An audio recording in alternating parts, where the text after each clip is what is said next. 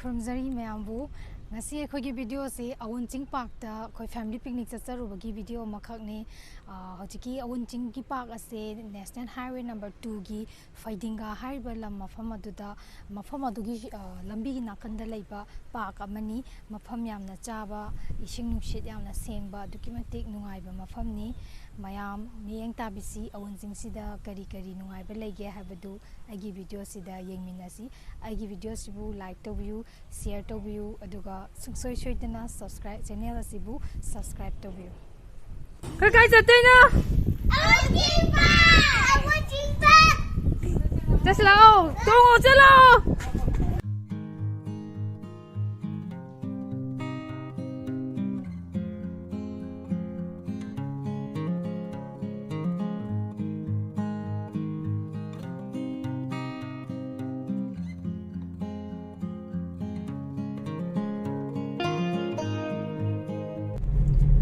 Hojik thongjaraiba National Highway number 2 Imphal to Dimapur lambi dune Khongampat yoramdagi ching dune se mayam yengbiu koina UV mahi chu phangi ko nongna na ngai thakning phang lo ching do khangbi rasu sigi park sida satpa kanda tawba yani hojik sida uraiba si mafam ase koi state orchidarium ni sida lairem fam sida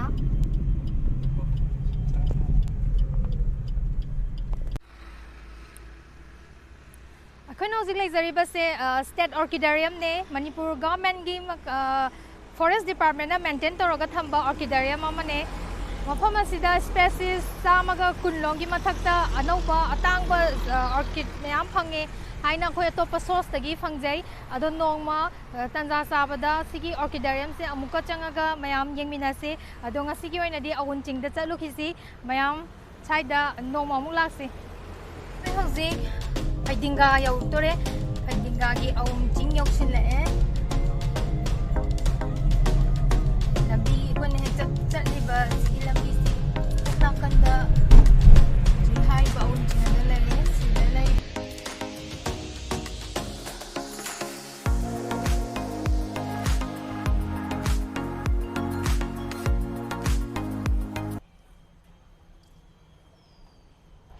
Khona hojik laizai se Awunching gi hek changbam dani mayam amuk gengor se kai atopaga kai khenai kai phajaba laige habet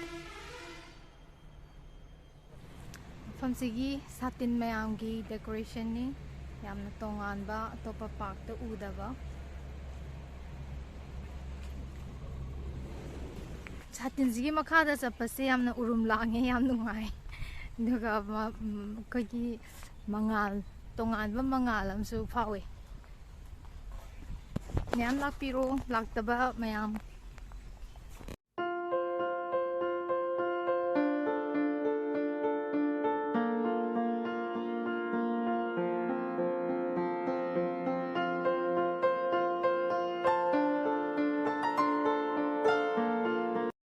Awunching Park da yengbada mit pelhanba apikpa khusengi fajaraba prakitigi oiba fungawari ka konaba amadi punsida thengnariba posakna chingba kayagi saktam khara mafamsida udli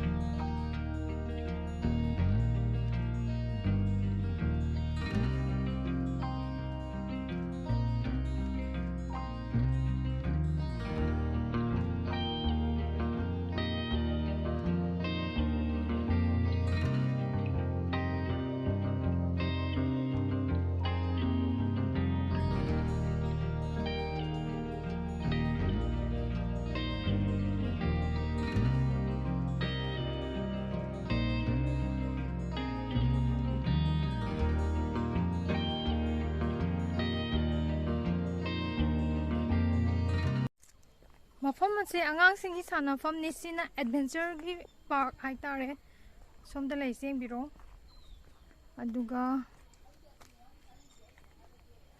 ꯑꯇꯣꯞꯄ ꯁꯥꯟꯅꯐꯝ ꯑꯃꯁꯨ ꯂꯩ ꯑꯗꯨꯅ ꯑꯃꯨꯛ ꯌꯦꯡꯉꯨꯔꯁꯤ ꯃꯊꯛꯇ ꯀꯥꯔꯒ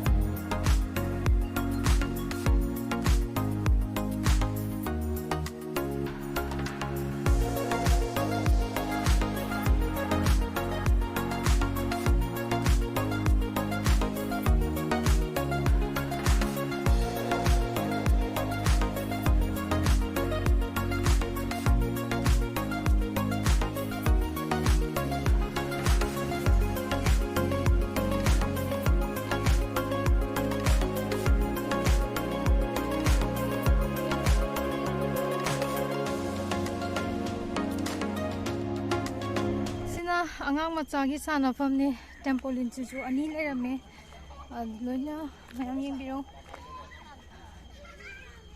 ꯁ꯭ꯂꯥꯏड ꯂꯩꯔꯦ sewing ꯂꯩꯔꯦ ꯁꯤꯁꯣ ꯅꯆꯤꯡꯕ ꯃꯈꯜ ꯑꯌꯥꯝꯕ ꯂꯩꯔꯦ ꯑꯉꯥꯡ ꯃꯆꯥ ꯃꯆꯥꯒꯤꯁꯨ ꯀꯣ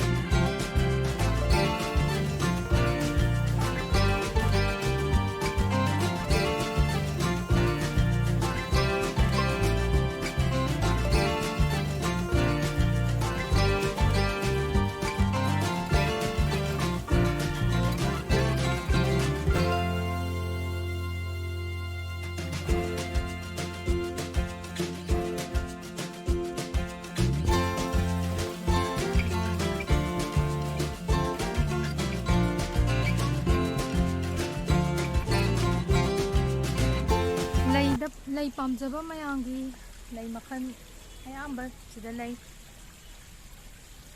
ꯂꯩꯕꯁꯨ ꯌꯥꯒꯅꯤ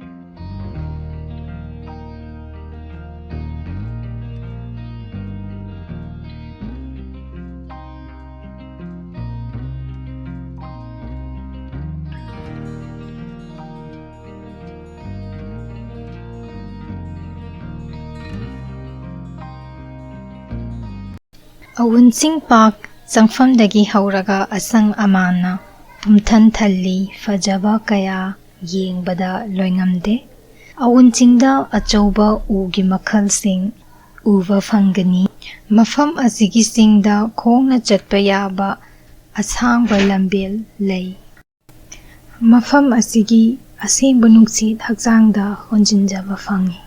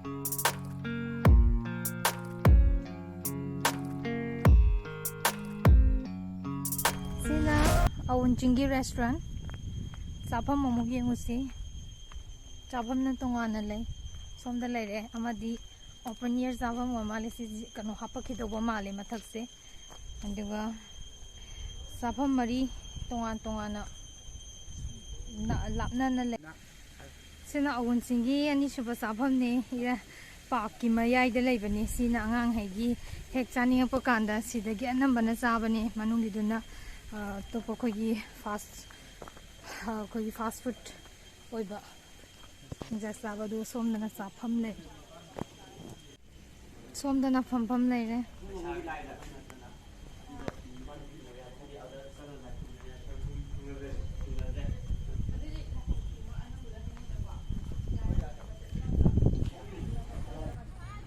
कोई बोटिंग तो buggy ticket confirm यौदोरे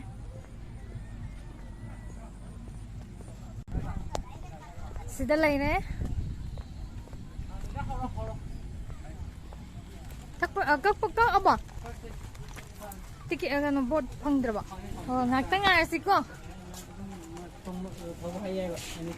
Kamu lo si sida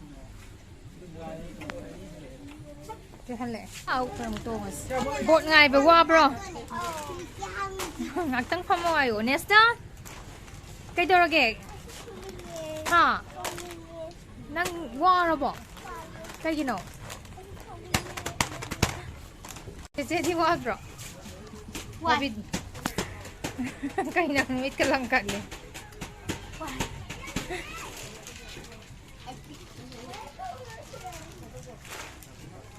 Magtangayo, mi tonggar ni duga ko yung tonggar ni. Chalo, bot lai, chalo.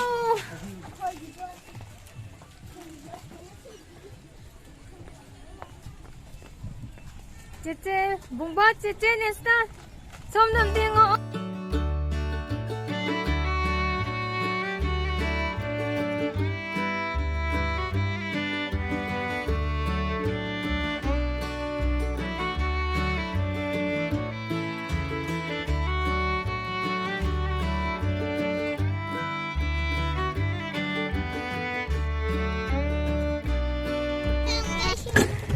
Nungai bro, isani di.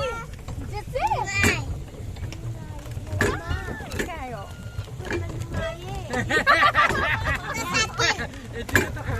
Bumba lagi. Nestan, bumba tamu.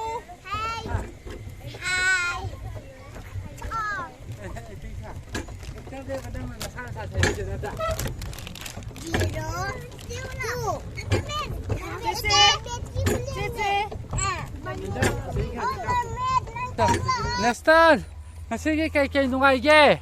Bote. Ah. Daping dapak ne. Ah. Ah. Ada dagina. Ah. sobdi yego. Ada dagina. Ah. Sabadi. Saba sino. Okay. Kaya din nisa pa bedi kay nungay ba? Adi botong banungay. Adi saba nungay. Okay. Atay di ay khangde. Atay khangde. Cece di besri Botong mana. Ha. Aduga.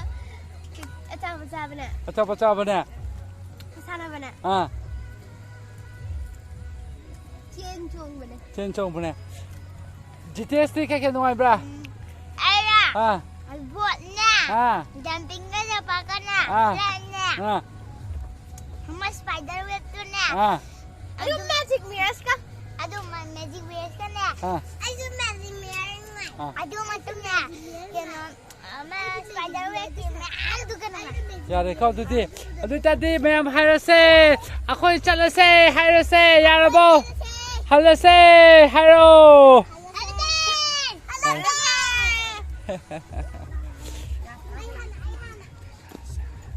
mathang amo akhoi next video dong punna thainamina se nasi gi di side the listeners